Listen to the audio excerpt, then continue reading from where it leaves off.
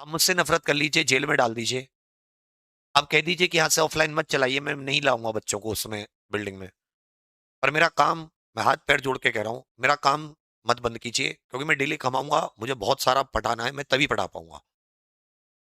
मतलब आप समझिए, नहीं तो कर्ज लेने वाले मेरी जान ले लेंगे, तो मैं काम करूंगा सर, मैं तभी कुछ कर पाऊंगा। मेरी टीम काम करेगी, वो लोग आते हैं, वो लोग, मतलब मेरे पास कोई ऑप्शन नहीं है यार। मैं घर नहीं जाता 3 3 4 4 साल, कि मैं कब इससे निपटूं। परेशान है हम लोग। हम लोग रोज रोड पे नहीं आते कि हम लोग रोज रोड पे आते हो।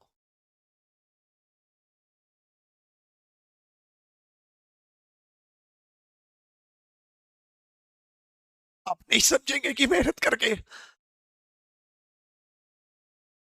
कैसे जोड़ा जाता, अच्छी हो।